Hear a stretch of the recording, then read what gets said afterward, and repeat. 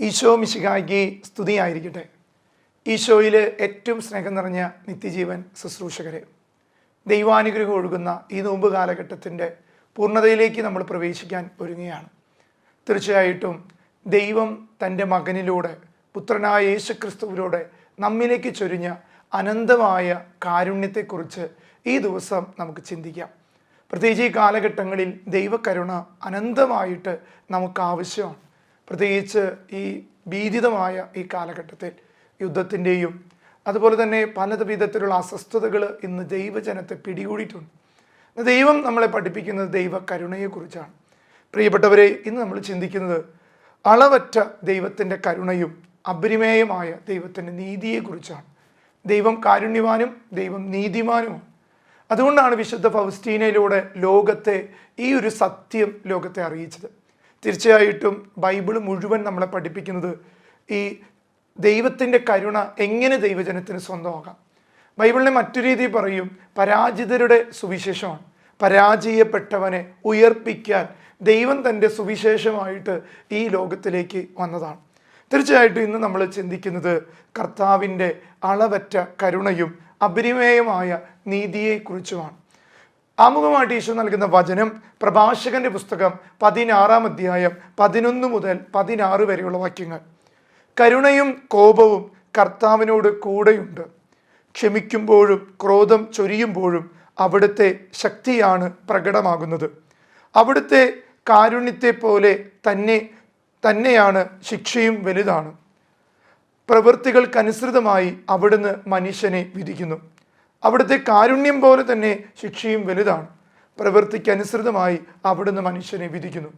പ്രിയപ്പെട്ടവരെ, തിരിച്ചറിയുക, ദൈവത്തിന് 2 സ്വഭാവങ്ങളെ വെളിപ്പെടുത്തുന്ന ഒരു വചനഭാഗമാണ് നമ്മൾ വായിച്ചു കേട്ടു. ഒന്ന് ദൈവത്തിൻ്റെ കരുണ, മറ്റൊന്ന് നീതിക്കനുസരിച്ച് വിധിക്കുന്ന ഒരു പിതാവിൻ്റെ, അല്ലെങ്കിൽ തൻ്റെ മക്കളെ തിന്മയിൽ നിന്ന് നയിക്കാതിരിക്കാൻ, രക്ഷിക്കാൻ വേണ്ടി ദൈവം ചെയ്യുന്ന നീതിയായിട്ടുള്ള ഒരു വിധി. അതുകൊണ്ട് നമ്മുടെയൊക്കെ ജീവിതത്തിൽ ഈ 2 കാര്യങ്ങൾ എപ്പോഴും ഉണ്ടാകണം. സ്വർഗത്തിലും നിത്യജീവനെക്കുറിച്ചും ചിന്തിക്കുന്ന ഏതൊരു മനുഷ്യനും സ്വന്തമാക്കേണ്ടതാണ് ദൈവത്തിൻ്റെ കരുണ. ദൈവത്തിൻ്റെ നീതിയെക്കുറിച്ച് ചിന്തിക്കുമ്പോഴാണ് ദൈവം എല്ലാവരെയും ഒരുപോലെ വിധിക്കില്ല. സത്യത്തിനും നീതിക്കും നിലനിന്നിട്ടുള്ള വ്യക്തിയോട് നീതിക്കനുസരിച്ചാണ് ദൈവം വിധിക്കുക എന്ന് കൂടി നമ്മെ പഠിപ്പിക്കുന്നുണ്ട്. അതുകൊണ്ട് പ്രിയപ്പെട്ടവരെ, ദൈവത്തിൻ്റെ വിശിഷ്ടമായ വിശേഷണമാണ് ദൈവത്തിൻ്റെ കരുണ. ദൈവത്തെ എങ്ങനെ നമുക്ക് വിശേഷിപ്പിക്കാം? അതിനൊറ്റ വാക്കുള്ളൂ, ദൈവത്തിൻ്റെ കരുണ. കരുണ എന്ന വാക്കുകൊണ്ട് ദൈവത്തിൻ്റെ മുഴുവൻ രൂപവും, ദൈവത്തിൻ്റെ മുഴുവൻ സ്നേഹവും, ദൈവത്തിൻ്റെ ഐഡൻറ്റിറ്റിയും നമുക്ക് മനസ്സിലാക്കാൻ പറ്റും. അതുകൊണ്ട് ദൈവത്തെ വിശേഷിപ്പിക്കുന്ന, അല്ലെങ്കിൽ ദൈവത്തിനെ കൊടുക്കുന്ന ഒരു നല്ല പേരാണ് ദൈവത്തിൻ്റെ കരുണ. അതുകൊണ്ട് പ്രിയപ്പെട്ടവർ, നമുക്ക് ചിന്തിക്കാം. ഫൗസ്റ്റീനയുടെ ഡയറിയിൽ 301-ാമത്തെ ഖണ്ഡിക കൃത്യമായിട്ട് നമ്മളത് പഠിപ്പിക്കുന്നുണ്ട്. കരുണയാണ് ദൈവത്തിൻ്റെ ഏറ്റവും വലിയ സ്വഭാവ വിശേഷമെന്ന് പ്രഘോഷിക്കുക. ഈ ദൈവകരുണയുടെ ഡയറി എഴുതുമ്പോൾ ഫൗസ്റ്റീന പുണ്യവതിയിലൂടെ ലോകത്തെ അറിയിക്കാൻ ഈശോ പഠിപ്പിച്ചൊരു കാര്യം, കരുണയാണ് ദൈവത്തിൻ്റെ ഏറ്റവും വലിയ സ്വഭാവമെന്ന് നീ ലോകം മുഴുവനുള്ള വ്യക്തികളെ പഠിപ്പിക്കണം. അതുകൊണ്ട് പ്രിയപ്പെട്ടവരെ, നമ്മളേക്കും പഴയ നിയമം വായിക്കുമ്പോൾ പലരും പറയും ശിക്ഷിക്കുന്ന ദൈവം, ശിക്ഷിക്കുന്ന ദൈവം. എന്താണ് ശിക്ഷ? മനുഷ്യൻ ചെയ്യുന്ന പ്രവൃത്തിക്ക് മനുഷ്യൻ തന്നെ ദൈവസന്നിധിയിൽ കണ്ടെത്തുന്ന ഒരു വഴിയായിട്ടാണ് ശിക്ഷയെ കാണുന്നത്. എന്നാൽ ദൈവം ശരിക്കും കരുണയുള്ള ദൈവമാണ്. അതുകൊണ്ടാണ് ഫൗസ്റ്റീനയുടെ ലോകത്തോട് പഠിപ്പിക്കാൻ പറഞ്ഞത്, എൻ്റെ സ്വഭാവം എന്താണെന്ന് വെച്ചാൽ, എൻ്റെ സ്വഭാവത്തിൻ്റെ സവിശേഷത എന്താണെന്ന് വെച്ചാൽ ദൈവത്തിൻ്റെ കരുണയാണ്. കരുണയാണ് ഞാൻ എല്ലാവരോടും കാണിക്കുന്നത്. അതുകൊണ്ട് പ്രിയപ്പെട്ടവരെ, ദൈവകരുണയുടെ അടിത്തറയിലാണ് കർത്താവിൻ്റെ ഉടമ്പടി ഉറപ്പിക്കപ്പെട്ടിരിക്കുന്നത്. കർത്താവ് ഈ ലോകത്തോട്, പിതാവിൻ്റെ സ്നേഹം ഈ ലോകത്തോട് കാണിച്ചൊരു ഉടമ്പടിയാണ് ക്രിസ്തു എന്നത്. അപ്പോൾ യേശുവിൻ്റെ ജീവിതം നമുക്ക് കാണിച്ചു തരുന്നത് ഈ കരുണയുടെ അടിത്തറമേലാണ് ഈശോ ഈ സഭയെ പണിതിരിക്കുന്നത്. കത്തോലിക്ക സഭ എന്ന് പറയുന്നത് കരുണ എന്ന ഒരു മൂലക്കല്ലുമേ, ക്രിസ്തുവാകുന്ന കരുണ എന്ന ആ മൂലക്കല്ലുമേ പണിയപ്പെട്ടതാണ്. അങ്ങനെ അതുകൊണ്ട് തന്നെ നമ്മുടെയൊക്കെ ഓരോരുത്തരുടെ ജീവിതത്തിലും ഈ കരുണ നമ്മുടെ ജീവിതത്തിൽ അടിത്തറയായിട്ട് മാറണം. അപ്പം നമ്മുടെ ജീവിതത്തിൽ കടന്നു വരുന്നവർക്കും നമ്മൾ മറ്റുള്ളവരുടെ ജീവിതത്തിൽ കടന്നു ചെല്ലുമ്പോഴും ഈ കരുണയുടെ സ്വഭാവം നമ്മിൽ പ്രകടമാകാൻ തുടങ്ങും. അതുകൊണ്ട് പ്രിയപ്പെട്ടവർ, നമുക്ക് ചിന്തിക്കാം, മനുഷ്യകുലത്തെ രക്ഷിക്കാൻ ദൈവം കണ്ട മാർഗമാണ് ദൈവത്തിൻ്റെ കരുണ. ഞാൻ പറഞ്ഞു ദൈവത്തിൻ്റെ സ്വഭാവമാണ്. അതുപോലെ തന്നെ ദൈവം ഈ ലോകത്തോട് കാണിച്ച ഒരു മാർഗമാണ്, ഒരു വഴിരേഖയാണ് യഥാർത്ഥത്തിൽ ഈ ദൈവകരുണ. പ്രിയപ്പെട്ടവരെ, പ്രത്യേകിച്ച് ഈ കാലഘട്ടങ്ങളിൽ ഈ ദൈവകരുണയെ കൂടുതൽ നമ്മൾ പഠിപ്പിക്കണം, മറ്റുള്ളവർക്ക് ഇത് പകർന്നു കൊടുക്കണം, നമ്മുടെ ജീവിതത്തിൽ ഇത് പ്രകടമാകണം. ഈ 3 കാര്യങ്ങൾ നമ്മുടെ ഉള്ളിലുണ്ട്. നമ്മുടെ ജീവിതത്തിൽ ഇത് പ്രാവർത്തികമാക്കണം, നമ്മൾ മറ്റുള്ളവർക്ക് പകർന്നു കൊടുക്കണം, ഈ ലോകത്തോട് ഇത് പഠിപ്പിക്കണം. കരുണ, ദൈവത്തിൻ്റെ കരുണയിൽ ആശ്രയിക്ക്, ദൈവത്തിൻ്റെ കരുണയെ സ്വന്തമാക്ക്, ദൈവത്തിൻ്റെ കരുണയെ ധ്യാനിക്ക്. പ്രിയപ്പെട്ടവരെ, അതുകൊണ്ട് നമുക്ക് ഈ കൃപയിലേക്ക് വളരാൻ നമുക്ക് ആഗ്രഹിക്കാം. സങ്കീർത്തന പുസ്തകത്തിൽ 89-ാം അധ്യായം 33 മുതൽ 34 വരെയുള്ള വാക്യങ്ങൾ ഇങ്ങനെയാണ് നമ്മളെ പഠിപ്പിക്കുന്നത്. എന്നാലും ഞാൻ എൻ്റെ കരുണ അവനിൽ നിന്ന് പിൻവലിക്കുകയില്ല, എൻ്റെ വിശ്വസ്തതയ്ക്ക് ഭംഗം വരികയില്ല, ഞാൻ എൻ്റെ ഉടമ്പടി ലംഘിക്കുകയില്ല, ഞാൻ ഉച്ചരിച്ച വാക്കിന് വ്യത്യാസം വരികയുമില്ല. വചനം ഓർമ്മപ്പെടുത്തുകയാണ്. ഒന്നാമത്തെ കാര്യം, എന്നാലും എൻ്റെ കാരുണ്യം അവനിൽ നിന്ന് പിൻവലിക്കില്ല. പ്രിയപ്പെട്ടവർ, ആരെല്ലാം ഈ കരുണയിൽ ആശ്രയിക്കുന്നു, ആരെല്ലാം ഈ കരുണ സ്വന്തമാക്കാൻ ആഗ്രഹിക്കുന്നു, അവനിൽ നിന്ന് ദൈവത്തിൻ്റെ കരുണ ഒരിക്കലും പിൻവലിക്കില്ല. കരുണ ഒഴുകുന്ന ചില കൂടാരങ്ങളാണ്. 1 കുമ്പസാരക്കൂട്, 2 പരിശുദ്ധ കുർബാന.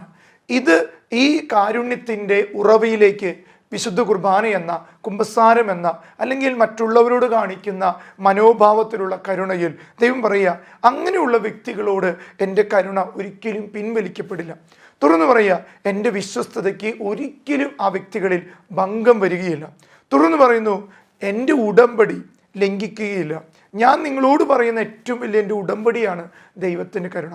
അതൊരിക്കലും ഞാൻ ഇങ്ങനെയുള്ള വ്യക്തികളിൽ നിന്ന് ലംഘിക്കപ്പെടുകയില്ല. ഞാൻ ഉച്ചരിച്ച ഈ വാക്കിന് ഒരിക്കലും വ്യത്യാസം, ഈ വചനത്തിൽ നിന്ന് ഒരു വ്യത്യാസം വരില്ലെന്ന് സങ്കീർത്തന പുസ്തകത്തിലൂടെ ഈശോ നമ്മോട് സംസാരിക്കുന്ന ഒരു വചനമാണ്. അതുകൊണ്ട് പ്രിയപ്പെട്ടവരെ, ഈ ഒരു കരുണയാണ് നമ്മൾ ഈ കാലഘട്ടത്തിൽ ആഗ്രഹിക്കേണ്ടത്. നമ്മൾ ചിന്തിക്കേണ്ട ഏറ്റവും വലിയൊരു പ്രത്യേകതയാണ്, ദൈവം അന്നും ഇന്നും എന്നും കരുണയും നീതിയുള്ളൊരു വ്യക്തിയാണ്. നമുക്കറിയാം, പഴയ നിയമത്തിലായാലും പുതിയ നിയമത്തിലായാലും ഇന്നും ഈ വചനം ജീവിക്കുന്ന ഓരോരുത്തരുടെ ജീവിതത്തിൽ ദൈവം അന്നും ഇന്നും എന്നും ഒരുപോലെ കാരുണ്യവാനും നീതിവാനുമാണ്. അതുകൊണ്ടാണ് ദൈവത്തിൻ്റെ വചനം നമ്മളെ ഓർമ്മപ്പെടുത്തുന്നത്, അവൻ ആൽഫയും ഒമേഗയുമാണ്, ആദ്യവും അന്ത്യവുമാണ്. നിന്റെ തുടക്കവും നിന്റെ അവസാനവും, ദൈവത്തിൻ്റെ വചനത്തിൻ്റെ തുടക്കവും ദൈവത്തിൻ്റെ വചനത്തിൻ്റെ നിലപാടുകളും എല്ലാം ഒന്ന് തന്നെയാണ്. അതുകൊണ്ട് പ്രിയപ്പെട്ടവർ, നമുക്ക് ഈ ഒരു കൃപ സ്വന്തമാക്കണം. എന്താണ്? അന്നും ഇന്നും ഉള്ള ഈ ദൈവകരുണ എന്തുകൊണ്ട് ഞാൻ സ്വന്തമാക്കുന്നില്ല? യാക്കോബ് അനുഭവിച്ച ഈ ദൈവകരുണ, അബ്രാഹാം അനുഭവിച്ച ദൈവകരുണ, ഇസഹാക്ക് അനുഭവിച്ച ദൈവകരുണ, പരിശുദ്ധ അമ്മ അനുഭവിച്ച ദൈവകരുണ, ഔസേ പിതാവ് അനുഭവിച്ച ദൈവകരുണ, അപ്പസ്തോലന്മാർ അനുഭവിച്ച ദൈവകരുണ, പ്രവാചകന്മാർ അനുഭവിച്ച ദൈവകരുണ അന്നും ഇന്നും എന്നും ഒരുപോലെയാണ്. അതുകൊണ്ട് പ്രിയപ്പെട്ടവർ, നമുക്ക് ഈ കരുണ ഈ കാലഘട്ടത്തിൽ പൊട്ടിയൊഴുകപ്പെട്ട, അല്ലെങ്കിൽ ഹൃദയത്തിൽ നിന്ന് ഒഴുകപ്പെട്ട സ്നേഹത്തിൻ്റെ ആ നീർച്ചാല് എൻ്റെ ഹൃദയത്തിലേക്ക് സ്വന്തമാക്കാൻ ഞാനും നിങ്ങളും ഈ നോമ്പും പ്രായശ്ചിത്തത്തിൻ്റെ സമാപനത്തിൽ നമ്മൾ ആഘോഷിക്കുന്ന ഈസ്റ്ററിനപ്പുറം അതിന് തുടർന്നും സഭയിൽ പുതുഞായറിൽ ആഘോഷിക്കുന്ന ഈ ദൈവകരുണ വെറുതെ ആകാതെ പോകരുത്. അത് സ്വന്തമാക്കാൻ നമ്മൾ ഓരോരുത്തരും ഇനിയുള്ള നാൾ വഴികളിൽ നമ്മൾ പ്രത്യേകം ആഗ്രഹിക്കണം. പാപം എത്ര തന്നെ നമ്മളിൽ നിന്ന് കരകവിഞ്ഞൊഴുകിയാലും, പാപം എത്ര തന്നെ നമ്മിൽ നിന്ന് പുറപ്പെട്ടാലും യേശുവിൻ്റെ കാരുണ്യം അതിൻ്റെ മേൽ വിജയം നേടുമെന്ന് തിരിച്ചറിയുക. നീ എത്ര വലിയ പാപിയായിട്ട്, പാപികളിൽ വലിയവനാണെങ്കിലും നീ കരുണയിൽ ആശ്രയിക്കുമ്പോൾ ദൈവത്തിൻ്റെ കരുണ നിന്റെ പാപത്തിൻ്റെ എല്ലാ കറകളുടെ മേലും ശാപങ്ങളുടെ മേലും വിജയം വരിക്കുമെന്നുള്ള സത്യം നമ്മുടെ ഹൃദയത്തിൽ വേണം. അതിനെന്ത് വേണം? അനുതാപത്തിൻ്റെ കണ്ണുനീര് വേണം. നമ്മൾ ഈ പരിഹാരത്തിൻ്റെ നാൾ വഴികൾ തുടങ്ങിയ നാളുകളിൽ പാടിയൊരു പാട്ടാണ്, അനുതാപ കണ്ണുനീർ വീഴ്ത്തി പാപ പരിഹാരം ചെയ്തു കൊള്ളുക നീ. അതുകൊണ്ട് ഇനിയുള്ള കാലങ്ങൾ അനുതാപത്തിൻ്റെ കണ്ണുനീരോടെ പാപപരിഹാരത്തിൻ്റെ വഴികളിലൂടെ ഈ ദൈവകരുണയുടെ നീർച്ചാലിൽ മുങ്ങിക്കുളിക്കാൻ നമുക്ക് ഓരോരുത്തർക്കും ആഗ്രഹിക്കാൻ പ്രിയപ്പെട്ടവരെ. എന്തുകൊണ്ട് ഈ കാലഘട്ടത്തിൽ ലോക ജനതയ്ക്ക് മേൽ നിബദിക്കുന്ന വലിയ ദുരന്തങ്ങളുണ്ട്. ഈ കാലഘട്ടത്തിൽ പ്രത്യേകമായി ലോക ജനതയുടെ മേൽ വന്നു പതിക്കുന്ന ചില ദുരന്തങ്ങൾ എന്താണ് അതിന് കാരണം? അതിന് നമ്മൾ ചിന്തിക്കേണ്ട ഒരു കാര്യം, ഒന്ന്, നുണയുടെ കിംവദന്തികൾ ആരംഭിച്ചു കഴിഞ്ഞു. രാജ്യങ്ങൾ തമ്മിൽ നുണ പറയുന്നു, അല്ലെങ്കിൽ ചിലപ്പോഴേക്കും നമ്മൾ കാണുന്ന ഈ വാർത്തകളെല്ലാം നുണകളാണ്, സത്യങ്ങളാണെന്ന് എന്ന് നിർബന്ധമില്ല. ചിലപ്പോൾ നമ്മൾ കേൾക്കുമ്പോൾ ദൈവമേ ഭയങ്കരമായൊരു പ്രശ്നമായിട്ട് ചിലപ്പോൾ അങ്ങനെ ഒരു പ്രശ്നം ഉണ്ടാവില്ല. കാരണം ഇന്ന് ഒരു മാധ്യമ കൾച്ചർ പോലും പലപ്പോഴും ഈ ഒരു നുണപ്രചാരണങ്ങൾ വ്യാപിക്കുന്ന ഒരു കാലഘട്ടത്തിൽ. എന്താണ് കാരണം? നമ്മൾ ബൈബിളിൽ വായിക്കുന്നുണ്ട്, പിശാചിനെ കുറിച്ച് പറയുന്ന അവൻ നുണയനും നുണയൻ്റെ പിതാവുമാണ്. അതുകൊണ്ട് പ്രിയപ്പെട്ടവർ, ഈ കാലഘട്ടത്തിൽ സത്യത്തെ തിരിച്ചറിയും. സത്യം ദൈവമാണെന്നും സത്യത്തിൽ നിലനിൽക്കുന്നവൻ ദൈവത്തിൽ നിലനിൽക്കുന്നു എന്നുള്ള കാര്യം പലപ്പോഴും നമ്മൾ മറന്നുപോകും. അതുകൊണ്ട് 3 കാര്യങ്ങളാണ് പ്രധാനമായിട്ടും ഈ കാലഘട്ടത്തിൽ ലോകജനത്തിൻ്റെ മേൽ നിബന്ധിച്ചിരിക്കുന്ന വലിയ ദുരന്തങ്ങൾ. അത് നമുക്ക് ബൈബിളിൽ തന്നെ മനസ്സിലാക്കാൻ പറ്റും. ഒന്നാമത്തെ ദുരന്തം മത്തായി ശ്ലീഹയുടെ സുവിശേഷം 24-ാം അധ്യായം 12-ാം തിരുവചനത്തിലാണ് പറയുന്നത്. അധർമ്മം വർദ്ധിച്ചിരിക്കുന്നതിനാൽ പലരുടെയും സ്നേഹം തണുത്തുപോയി. ഇന്ന് അധർമ്മം, പറ്റിക്കൽസ് അല്ലെങ്കിൽ പറ്റിക്കുന്ന ഒരു അവസ്ഥ കൂടുതൽ വന്നിരിക്കുക. അതുകൊണ്ട് തന്നെ ആരെയും വിശ്വാസമൊന്നുമില്ല, ആരോടും ഒരു സത്യസന്ധതയില്ല, തണുത്തുപോയി മനുഷ്യൻ്റെ മനസ്സ്. എന്തിനെ വല്ല ഈ കാര്യത്തിൽ ഇടപെട്ട് ഞാൻ ഈ വലിയ വയ്യാവേലി കയറ്റി വയ്ക്കണം, അങ്ങനെ ഒരു ചിന്ത ലോകത്ത് വ്യാപിക്കാൻ കാരണം ഈ അധർമ്മം വർദ്ധിച്ചു. ആർക്കും ഒരു സത്യം ഇല്ലാത്ത അവസ്ഥയെ, പറ്റിക്കൽസ് കൂടി, ജോലി തരാമെന്ന് പറഞ്ഞ് പൈസ മേടിച്ച് പിന്നെ അവരെ കാണാനില്ല. അതുകൊണ്ട് അങ്ങനെ പറ്റിക്കപ്പെട്ടൊരു വ്യക്തി പിന്നെ മറ്റു പലരെയും പറ്റിക്കാനായിട്ട് തുടങ്ങുകയാണ്. അതുകൊണ്ട് ഈ അധർമ്മം വർദ്ധിച്ചതാണ് ഒന്നാമത്തെ കാരണം വചനം പറയുന്നത്. ഈ ലോകത്ത് അധർമ്മം, സത്യമില്ലാത്ത ധർമ്മത്തിന് വിരുദ്ധമായ അധർമ്മങ്ങൾ ഈ ലോകത്ത് വർദ്ധിച്ചുകൊണ്ട്. രണ്ടാമത്തത് യേശയ്യാ പ്രവാചകന്റെ പുസ്തകത്തിൽ 24-ാം അധ്യായം 17-ാം വാക്യത്തിൽ പറയുന്ന ഭീതിയും ചതിക്കുഴിയും കെണിയുമാണ് നിങ്ങളെ കാത്തിരിക്കുന്നത്. ഭീതി, ഭയമാണ് എല്ലാവർക്കും, എല്ലാത്തിനും പേടി. കാരണം നമ്മളൊന്നും ഒരു പ്രിപ്പയർ അല്ല. ഈ ദിവസങ്ങളിലൊക്കെയും നമ്മൾ കണ്ടുമുട്ടിയൊരു കാര്യമാണ് ഈ വാതക ഇന്ധനം കിട്ടാതെയായിപ്പോൾ.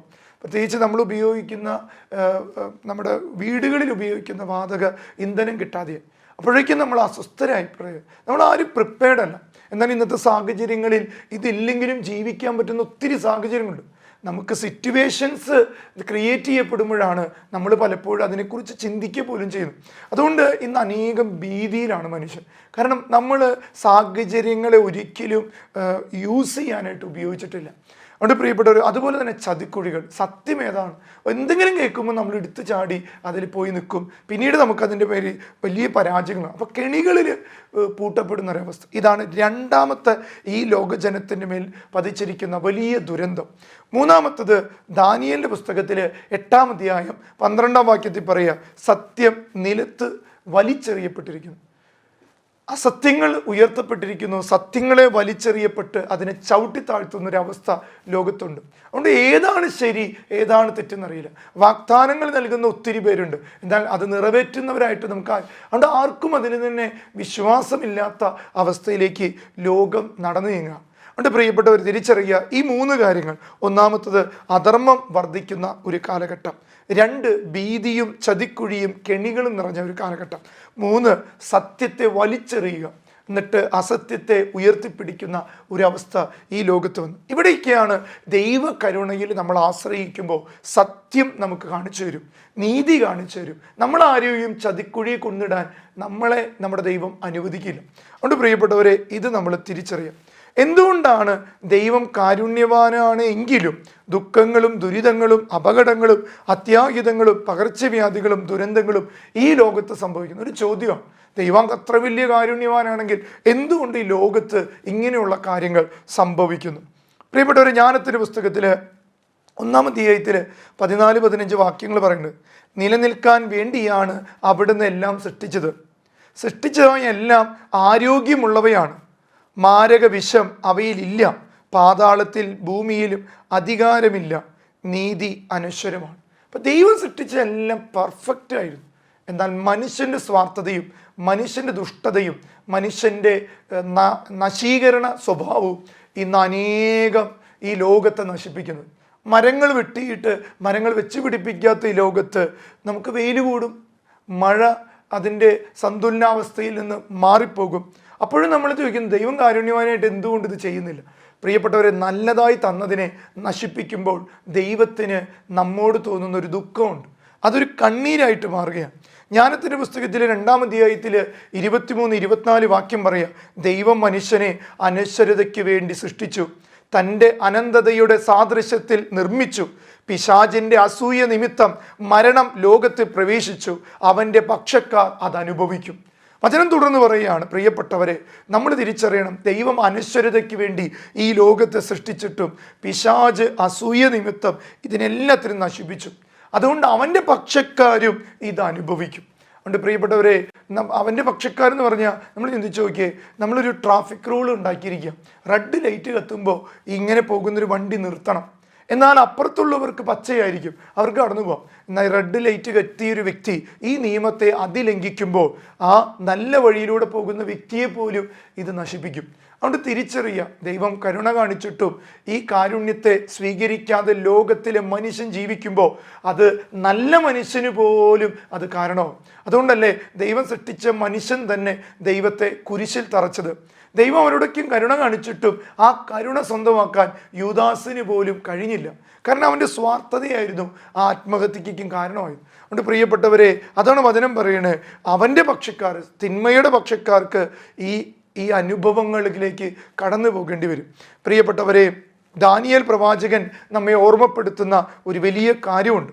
അത് ഇപ്രകാരമാണ്. ദാനിയേലിൻ്റെ പുസ്തകത്തിൽ നമ്മളെ പഠിപ്പിക്കുക, ദൈവം ഒരിക്കലും തൻ്റെ ജനത്തോട് അനീതി പ്രവർത്തിച്ചിട്ടില്ല. മറിച്ച് മനുഷ്യരുടെ അവിശ്വസ്തതയും അനുസരണക്കേടുമാണ് അവൻ്റെ ദുരിതത്തിന് മൂലകാരണമെന്ന് നിങ്ങൾ തിരിച്ചറിയാം. ദാനിയേലിൻ്റെ പുസ്തകത്തിൽ 9:14 വചനം പറയുക, ഞങ്ങളുടെ ദൈവമായ കർത്താവ് താൻ ചെയ്യുന്ന എല്ലാ കാര്യങ്ങളിലും നീതിമാനാണ്. ഞങ്ങൾ അവിടുത്തെ സ്വരം അനുസരിച്ചില്ല. പ്രിയപ്പെട്ടവർ, ദൈവസ്വരം അനുസരിക്കാതിരിക്കുമ്പോൾ പ്രിയപ്പെട്ടവർ, നമുക്കുണ്ടാകുന്നത് ഈ ദൈവകരുണയുടെ വാതിലുകളെ നമ്മൾ അടയ്ക്കുകയാണ്. എന്നാൽ ഈ കാലഘട്ടങ്ങളിലേക്ക് ഒത്തിരി പേര് കരുണയിൽ ആശ്രയിക്കുമ്പോൾ എല്ലാവിധ ശാപങ്ങളിൽ നിന്നും എല്ലാവിധ ദുരിതങ്ങളിൽ നിന്നും അവർക്ക് കരകയറാനുള്ള ഒരു അതിജീവനത്തിൻ്റെ വഴി ദൈവം അവർക്ക് തുറന്നു കൊടുക്കുന്നത് നമുക്ക് കാണാൻ പറ്റും. അതുകൊണ്ട് ദുരിതങ്ങളിൽ നമ്മൾ ആശ്രയിക്കേണ്ടത് ദൈവത്തെ പഴി പറയാനല്ല, മറിച്ച് ദൈവത്തിൽ ആശ്രയിച്ചുകൊണ്ട് ഒന്ന് കരകയറാനായിട്ട് പ്രാർത്ഥിക്കണം. ദുരിതങ്ങളിൽ നമ്മൾ ദൈവത്തെ പഴി പറയാനല്ല, മറിച്ച് ദൈവത്തിൽ ആശ്രയിച്ച് കരകയറാനായിട്ട് ഈ സമയങ്ങളെ നമ്മൾ ഉപയോഗിക്കണം. ജെറമിയ പ്രവാചകന്റെ പുസ്തകത്തിൽ 33-ാം അധ്യായത്തിൽ 3-ാം വാക്യം പറയാം, എന്നെ വിളിക്കുക, ഞാൻ നിനക്ക് മറുപടി നൽകും. നിന്റെ ബുദ്ധിക്ക് അതീതവും മഹത്വവും നിഗൂഢമായ കാര്യങ്ങൾ ഞാൻ മക്കളെ നിങ്ങളെ പഠിപ്പിക്കുമെന്ന് വചനം പറയണം. അതുകൊണ്ട് നമുക്ക് ഈ കൃപയിലേക്ക്, ഈ അഭിഷേകത്തിലേക്ക് വരാം. ദൈവകരുണ വ്യക്തമായിട്ട് ഒരു വ്യക്തി അനുഭവിക്കാനുള്ള മാർഗങ്ങളാണ് കൂദാശകൾ, ദൈവം സ്ഥാപിച്ച കൂദാശ. ഒന്നാമത്തെ കൂദാശയാണ് കുമ്പസാരം. ദൈവകരുണ അനുഭവിക്കാൻ നമുക്ക് ഏറ്റവും നല്ല മാർഗം കുമ്പസാരമാണ്. ഫൗസ്റ്റീന ഇപ്രകാരമാണ് കുമ്പസാരത്തെക്കുറിച്ച് പറയണത്, ഈശോയുടെ പീഡാസഹനത്തെ ധ്യാനിച്ചുകൊണ്ട് അനുതാപത്തോടെ പാപങ്ങൾ ഏറ്റുപറയുമായിരുന്നു ഞാൻ. അതുകൊണ്ട് ഫൗസ്റ്റീനയുടെ ജീവിതം എങ്ങനെയായിരുന്നു? ഈശോ എനിക്ക് വേണ്ടി സഹിച്ച പീഡാസഹനങ്ങളെ ഓർത്ത് ഞാൻ ആ വേദനകളെ ഓർത്ത് ധ്യാനിച്ച് ഞാൻ നല്ലൊരു കുമ്പസാരം നടത്തും. അതായിരുന്നു എൻ്റെ ജീവിതത്തിൽ വലിയൊരു കരുണയുടെ വഴി തുറന്നു തന്നത്. അതുകൊണ്ട് ഈ കുമ്പസാരം എന്നത് വിശാലമായ ദൈവകരുണയുടെ കൃപയുടെ ആലയം തുറക്കപ്പെടുന്ന. നമുക്കറിയാം, നമ്മളെല്ലാം പള്ളിയിൽ പോകുന്നത് സമാധാനം കിട്ടാനാണ്. എന്നാൽ പള്ളിക്കുള്ളിൽ ഒരു പള്ളിയുണ്ട്. ആ പള്ളിയുടെ പേരാണ് കുമ്പസാരക്കൂട്. പള്ളിയുടെ ഉള്ളിൽ ഒരു കൊച്ചുപള്ളി. ആ കൊച്ചുപള്ളിയിലേക്ക് പോയാൽ, പള്ളിയിൽ പോകുന്ന സമാധാനത്തിനാണെങ്കിൽ പള്ളിക്കുള്ളിലെ പള്ളിയിൽ പോയാൽ മനസ്സമാധാനം നമുക്ക് ലഭിക്കും. അപ്പോൾ സമാധാനം മാത്രം പോരാ, മനസ്സിന് ഒരു സമാധാനത്തിൻ്റെ ഒരു അഭിഷേകം വേണമെങ്കിൽ അതിനെ വിളിക്കുന്നതാണ് മനസ്സമാധാനം. കുമ്പസാരം എന്നത് ഒരു വ്യക്തിക്ക് മനസ്സമാധാനത്തിൻ്റെ കൃപയിലേക്ക് നയിക്കപ്പെടുന്ന. പ്രിയപ്പെട്ടവരെ, അതുകൊണ്ട് തിരിച്ചറിയുക, നമ്മൾ വിശുദ്ധ കുർബാനയാണ് രണ്ടാമത്തെ കരുണ നമ്മിലേക്ക് ഒഴുകുന്ന, ഈശോയുടെ തിരുഹൃദയം തുറന്നു വെച്ചിരിക്കുന്ന ഏറ്റവും വലിയ അഭിഷേകം. ഫൗസ്റ്റീന ഇങ്ങനെയൊക്കെ പറയുന്ന ഒരു കാര്യമുണ്ട്. ഫൗസ്റ്റീന പറയുകയാണ്, എല്ലാ ദിവ്യകാരുണ്യ ചാപ്പലും കയറി ഈശോയുടെ തിരുഹൃദയത്തിൽ നിന്ന് നന്ദി പോലെ ഒഴുകുന്ന ആ പ്രകാശരശ്മിയെ ഞാൻ നോക്കിയിരിക്കാറുണ്ട്. ഈശോയുടെ ഹൃദയത്തിൽ നിന്നൊഴുകുന്ന ഈ ദൈവകരുണയുടെ പ്രകാശത്തെ ഞാൻ നോക്കിയിരിക്കുമ്പോൾ ആ ദിവ്യകാരുണ്യത്തിൽ നിന്നൊഴുകുന്ന കരുണ എൻ്റെ ഹൃദയത്തെ ഒത്തിരി ആശ്വസിപ്പിക്കാറുണ്ട്. അതുകൊണ്ട് പ്രിയപ്പെട്ടവരെ, ദൈവം സ്വയം കരുണയായി നമ്മുടെ ഉള്ളിൽ വന്നതിൻ്റെ വലിയ അഭിഷേകമാണ് ദിവ്യകാരുണ്യം. ദൈവം കരുണയായി നമ്മുടെ ഉള്ളിൽ മാംസം ധരിച്ചതാണ് ദിവ്യകാരുണ്യത്തിൻ്റെ അനന്തമായ കൃപ.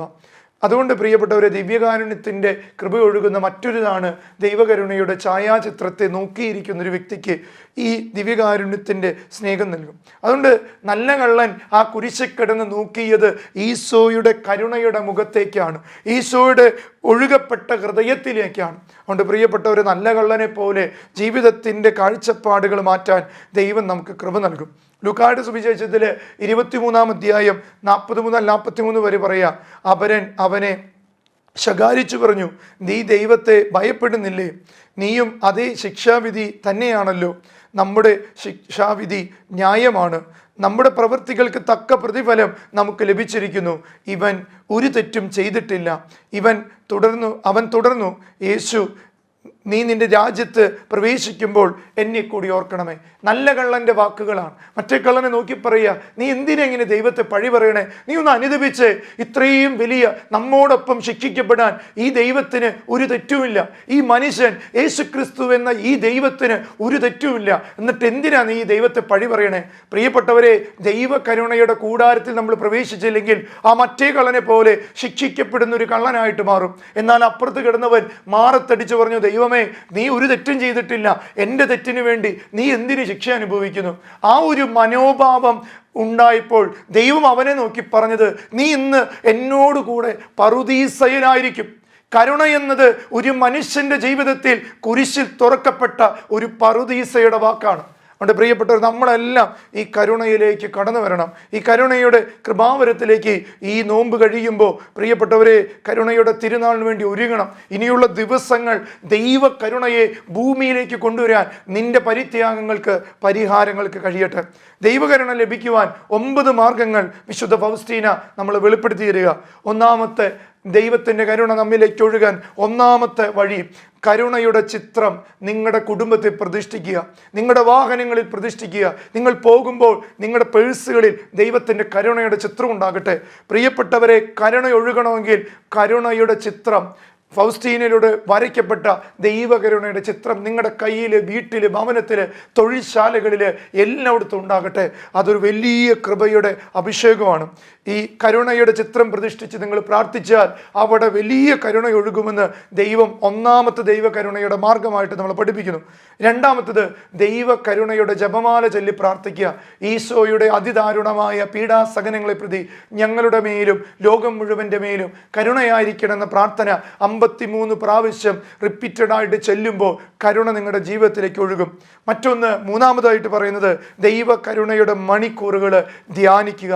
6-ാം മണിക്കൂറും 9-ാം മണിക്കൂറും ദൈവകരുണയാണ്. അതുകൊണ്ട് പ്രിയപ്പെട്ടവരെ, വെള്ളിയാഴ്ചകളിൽ ഉച്ചയ്ക്ക് 12 മണിക്ക് ദൈവകരുണ ഒഴുകുന്നൊരു സമയമാണ്. അതുപോലെ തന്നെ 3 മണി എന്ന സമയം, അത് പ്രഭാതത്തിലും പ്രദോഷത്തിലും കരുണയുടെ മണിക്കൂറായിട്ട് മാറ്റിവെച്ചതായിട്ട് ഈശോ നമ്മളെ പഠിപ്പിക്കുന്നു.